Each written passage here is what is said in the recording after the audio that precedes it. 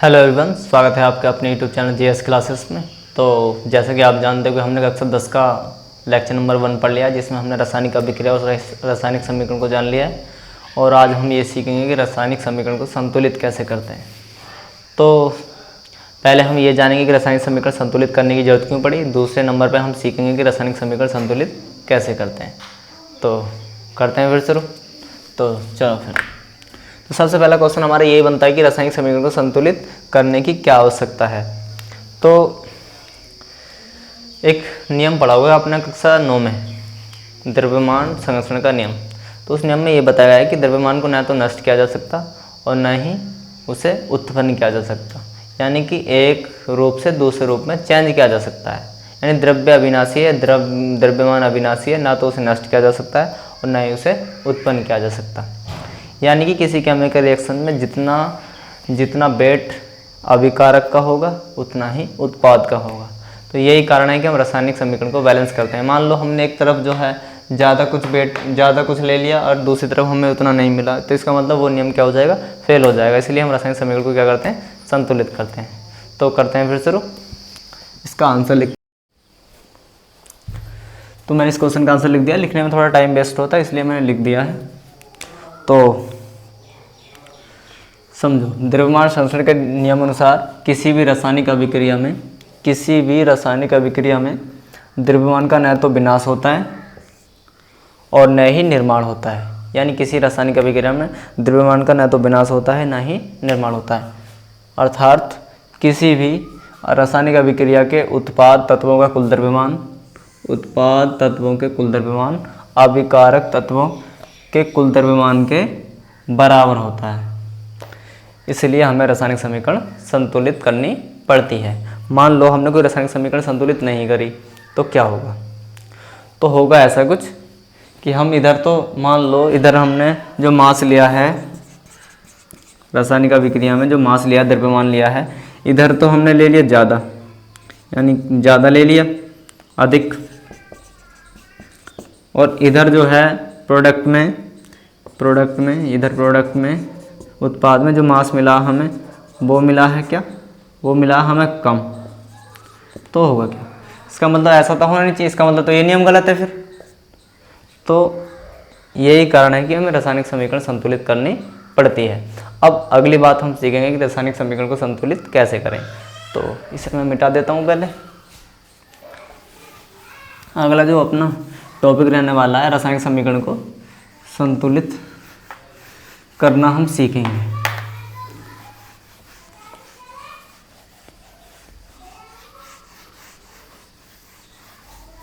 तो उसके 2-3 चरण हैं रासायनिक समीकरण को संतुलित करने के, वो मैं तुम्हारे सामने। रासायनिक समीकरण संतुलित, रासायनिक समीकरण संतुलित हेतु चरण। तो रासायनिक समीकरण संतुलित करने के लिए 2-4 चरण है, मैं वो बता दे रहा हूँ आपको। तो चरण नंबर 1 क्या है, प्रत्येक सूत्र के चारों ओर बॉक्स बना दीजिए। प्रत्येक सूत्र के चारों ओर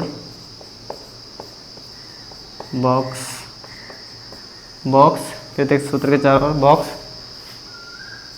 बनाते हैं। तो प्रत्येक सूत्र के चारों ओर क्या बनाते हैं, बॉक्स बनाते हैं।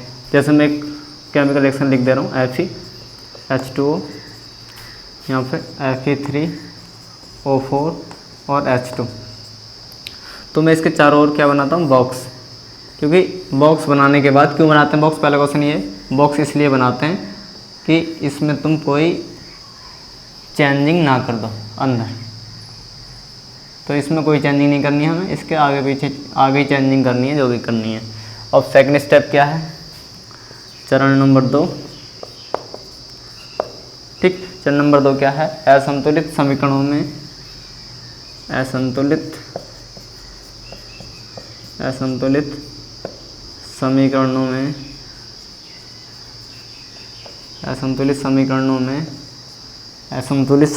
में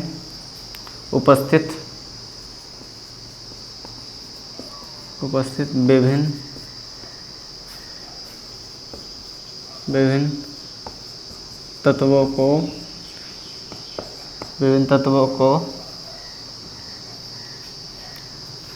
के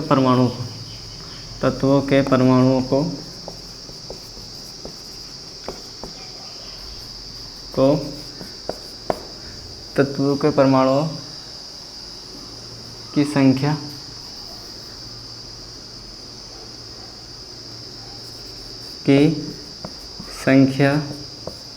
सूची बनाइए। तो असंतुलित समीकरणों में उपस्थित विभिन्न तत्वों के परमाणुओं की संख्या सूची बनाइए। तो क्या होगा इसमें, सबसे पहले यहाँ इधर लिखे जाएंगे तत्व या परमाणु। तत्व, अभिकारक में परमाणु संख्या, अभिकारक में परमाणुओं की संख्या,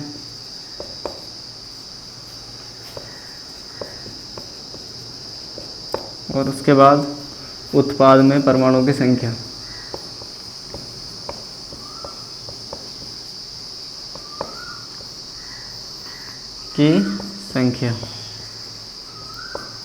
तो मान लो ये रिएक्शन में Fe एक तत्व, दूसरा H और क्या है O, 3 है। अब संख्या कितनी है Fe? अभिकारक में 1, उत्पाद में 3, उसके बाद H अभिकारक में 2, उत्पाद में भी 2, और ऑक्सीजन अभिकारक में 1 और उत्पाद में 4। तो इस प्रकार से तुम्हें क्या बनानी है, एक सारणी बनानी है, एक सूची बनानी है। असंतुलित समीकरणों में उपस्थित विभिन्न तत्वों के परमाणु की क्या बनानी है, एक सूची बनानी है। तो ये दोनों बातें, दोनों चरण आपके समझ में आ गए होंगे। प्रत्येक सूत्र के चारों ओर बॉक्स बनाते हैं, तो बॉक्स बना लिए। बॉक्स इसलिए बनाते हैं क्योंकि इसके अंदर कोई चेंजिंग नहीं होने वाली है। उसके बाद दूसरे में हमें एक प्रकार से ऐसी सारणी बनानी है, हमें ये पता चल जाएगी कि इसमें कितने कम है। उसके बाद तीसरी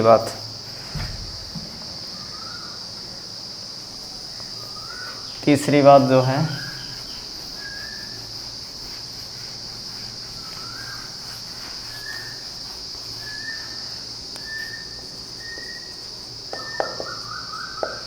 सबसे अधिक परमाणु वाले यौगिक को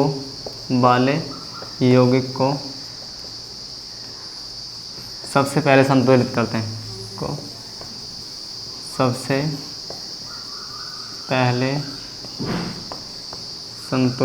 हैं, ठीक। तो तीसरे चरण ये है कि सबसे अधिक परमाणु वाले यौगिक को सबसे पहले संतुलित करते हैं। और जो चौथा चरण जो है,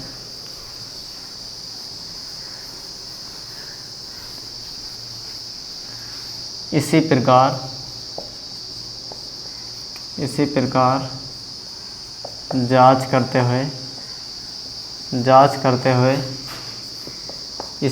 जांच करते हुए एक के बाद एक परमाणुओं को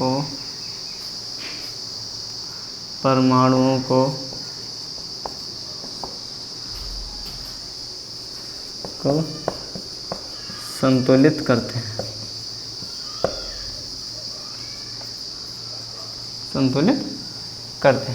तो ये 4 स्टेप हैं। 4 स्टेप से आपकी बात समझ में आएगी कि रासायनिक समीकरण को संतुलित कैसे करते हैं। तो मैं अब करके दिखाता हूँ। पहली बात तुम समझ लो दोबारा से। सबसे पहले क्या होता है कि बॉक्स बनाते हैं, सूत्र के चारों बॉक्स बनाते हैं प्रत्येक के। उसके बाद दूसरे में सूची बनाते हैं, तीसरे में सबसे पहले उसे सॉल्व करते हैं या उसे संतुलित करते हैं जिस यौगिक में परमाणु संख्या क्या होती है, सबसे अधिक होती है। और इसी प्रकार जांच करते हुए एक के बाद एक सभी को संतुलित कर लेते हैं परमाणुओं को। ठीक है, तो जो है अपने पास एग्जाम्पल था उसे देख लेते हैं। तो जैसे Fe था, Fe और H2O, और उसके बाद Fe3O4 और उसके बाद H2। मान लो ये रिएक्शन हमें, ये क्वेश्चन ही है अब ये सॉल्व करना है तुम्हें, तो कैसे करोगे। अब सबसे बड़ा ये, इसका मतलब सबसे पहले हमें ये सॉल्व करना पड़ेगा। तो देखो Fe कितने, इधर 3 इधर 1, तो इधर 3 लगा दो, इधर ऑक्सीजन कितने 4, इधर कितना 1, तो इधर 4 लगा दो। अब देखो हाइड्रोजन को देख लो, 4 दूनी 8 यानी 2 हैं, तो यहाँ 4 लगा दो। ये वैलेंस रिएक्शन है, ये वैलेंस रिएक्शन है। अब बात समझ में आ गई या नहीं आई? मैं ऐसे एग्जाम्पल आपको और करवाऊँगा, मैं 4-5 एग्जाम्पल और लिखवा देता हूँ, तो इसके लिए इसे मिटाना पड़ेगा। ठीक,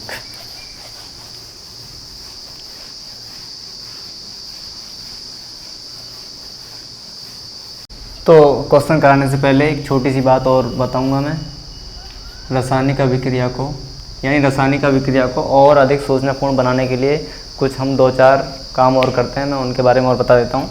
तो सबसे पहले मैं लिखूँगा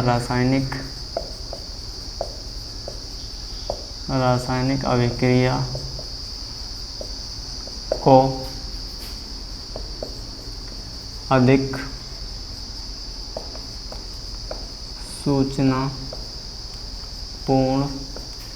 बनाने के लिए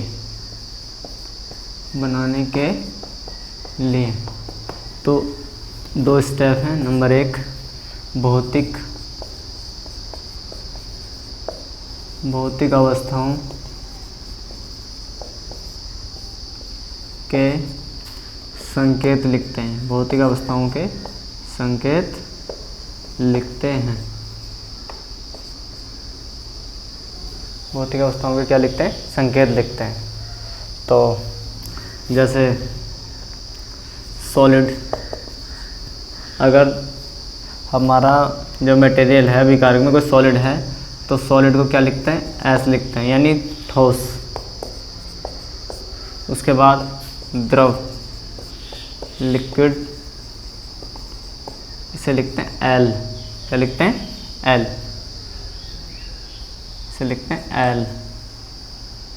उसके बाद हमारे पास गैस,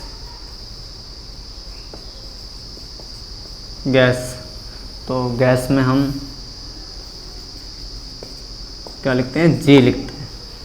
यानी जो भी हमारे पास तत्व हुआ या जो भी हमारे पास मटेरियल है वो अगर गैस से फॉर्म में है तो हम उसके पीछे क्या बना देंगे? जी बना देंगे। ठीक। और हमारे पास जलीय विलयन है, जलीय विलयन है, तो उसके पीछे इसे कहते हैं एक्वस, इसे लिखते हैं एक। तो ये 3-4 चीज़ें हैं, जैसे ठोस, सॉलिड के पीछे एस बना देंगे, द्रव यानी एल बना देंगे, लिक्विड और गैस में जी बना देंगे, और जलीय विलयन को ए क्यों लिख देंगे। तो ये बात भी आपके समझ में आ गई होगी। दूसरी बात, आवश्यकता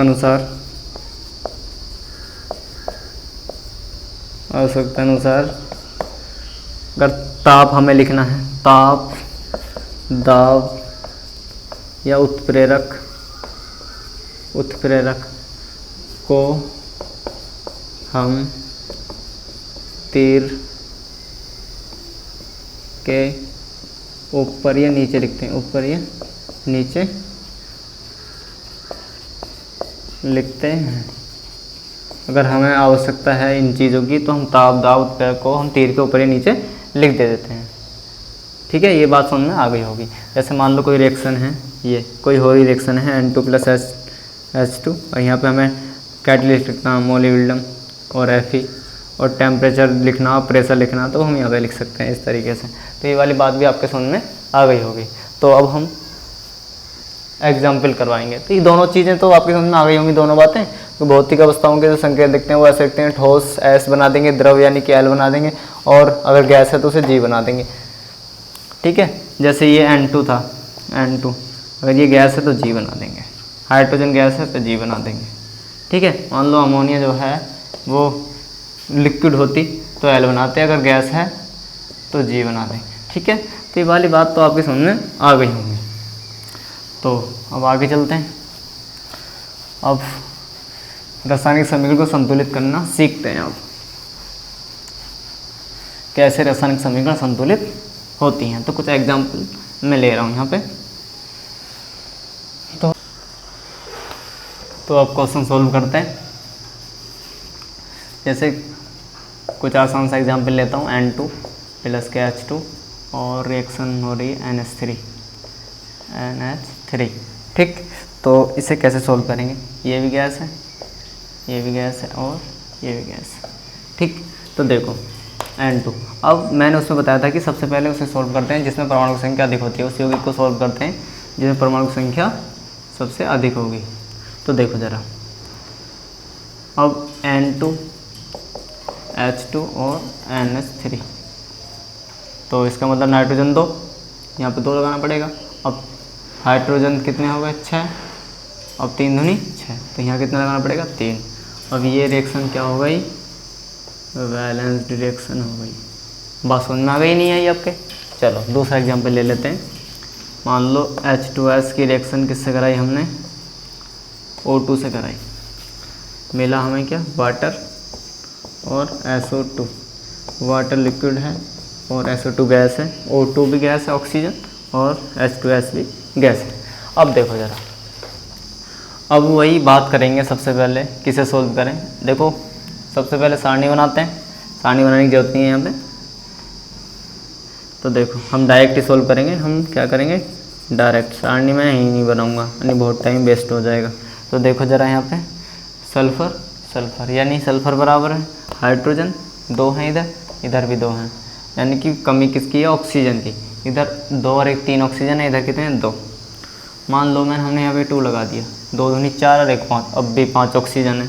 5 को सोल्व नहीं कर सकते क्योंकि अगर यहाँ 2 लगाऊँ 4 हो जाएंगे, 3 लगाऊँ 6 हो जाएंगे, 5 कैसे होंगे। तो वहाँ 2 लगाने से यहाँ सल्फ़र को बैलेंस करूँगा, जब सल्फ़र को बैलेंस करूँगा तो 4 हाइड्रोजन और 2 सल्फ़र। अब ज़रा चेक करो, यहाँ 2 हाइड्रोजन है, इसका मतलब यहाँ और लगा के देख लो 2, तो 2 दूनी 4, 4 हाइड्रोजन 2 सल्फ़र, यानी सल्फ़र और हाइड्रोजन ये तो बैलेंस हो गए। अब ऑक्सीजन को चेक करो, 2 इधर हैं, चलो इधर तो 2 ही हैं, 2 ये हैं ऑक्सीजन और 2 दूनी 4 ये हैं, 4 और 2 6, इसका मतलब यहाँ क्या लगाना पड़ेगा, 3। तो ये जो रिएक्शन है ये बैलेंस रिएक्शन हो गई। अब बात समझ में आ गई या नहीं आई आपके, आ गई होगी। अब अगला करते हैं, यानी एक बार फिर समझ लो, इधर ऑक्सीजन 3 थी, इधर 2 थी, ठीक। अब हमने क्या करा, हमने जो है इधर 2 लगा दिए यानी सल्फ़र, फिर हमें इधर भी 2 लगाना पड़ेगा सल्फ़र को पूरा करने के लिए। हाइड्रोजन 2 दूनी 4, इधर 2 ही थे तो मैंने 2 यहाँ लगा दिया, यानी 4 हाइड्रोजन हो गए। और जब 4 हाइड्रोजन हो गए उसके बाद 2 चीज़ें हमारी बिल्कुल अच्छे तरीके से संतुलित हो गई हैं, सल्फ़र और हाइड्रोजन। फिर मैंने ऑक्सीजन चेक करा तो इधर 6 ऑक्सीजन निकले और इधर निकले 2, तो मैंने यहाँ लगा दिया 3। इसका मतलब ये रिएक्शन अब हो गई बैलेंस, ठीक। उसके बाद तीसरा एग्जाम्पल BaCl2, इसकी रिएक्शन करवा रखी है Al2 SO4 का 3, और उसके बाद ये Q है, ये हमें मिलेगा क्या, BaSO4 और AlCl3, ये तो ये रिएक्शन है, इसे सोल्व करते हैं। तो करो, तो सबसे पहले बड़ा ये है बड़ा, तो देखो इसमें एल्युमिनियम 2 हैं, इसका मतलब मुझे यहाँ क्या लगाना पड़ेगा, 2। चलो उसके बाद SO4 इधर 3 है, इधर कितने हैं, 1, तो इधर 3 लगाना पड़ेगा, करते रहो अभी जो भी हो रहा है। उसके बाद अब बैलेंस करो, अब B कितने हैं, 3, इधर कितने हैं, 2, Cl2 कितने हो गए, 2, और इधर कितने हैं, 2 3 6। तो अगर मैं यहाँ पे कितने लगा दूँ, 3, 3 दूनी 6, Cl2 हो गए और 3 Ba हो गए। अब ये केमिकल रिएक्शन क्या हो गई, बैलेंस्ड रिएक्शन। तो ये बात भी आपके समझ में आ गई होगी। तो नेक्स्ट चलते हैं, थोड़ी जल्दी जल्दी करूँगा मैं। जैसे अगला एग्जाम्पल हमारे पास पोटेशियम है, सॉलिड है, प्लस यहाँ पे वाटर की इससे रिएक्शन करा रखी है, और उसके बाद हमें KOH मिल रहा है और H2O मिल रहा है, KOH और H2, ठीक। तो होगा क्या, देखो बैलेंस करो, पोटेशियम 1 पोटेशियम 1, H कितने इधर 2 H हैं और इधर 1 2 3 H हैं। अब इसे संतुलित करो, कैसे करोगे, इधर 3 इधर 2, अगर मैं यहाँ मैं 2 लगा दूँ तो 2 दूनी 4 हो गए, लेकिन ये हैं 3 तो ये संतुलित कैसे होंगे? तो इसका मतलब हमें क्या करना होगा, हम यहाँ 2 लगा लेते हैं। तो 2 हो गए H ये, और 2 ये 4, अब ये 4 हो गए, चलो भाई अब पोटेशियम 2 करने हैं, 2 कर दिए। उसके बाद ऑक्सीजन देखो, 2 ऑक्सीजन है, इधर कितने 2 ऑक्सीजन है, तो ये हो गई बैलेंस रिएक्शन आसानी से। तो मैंने ये डायरेक्ट तुम्हें सोल्व करनी सिखा दी, बस थ्योरी में मैंने तुम्हें सिखाया था पहले लिख के, हर बार नहीं लिखनी है, ऐसे ही सोल्व कर सकते हो। तो ये बातें आपकी बहुत आसानी से समझ में आ रही होंगी, ठीक है। तो अगर वीडियो अच्छी लगे तो वीडियो को लाइक करो, चैनल को सब्सक्राइब करो। धन्यवाद।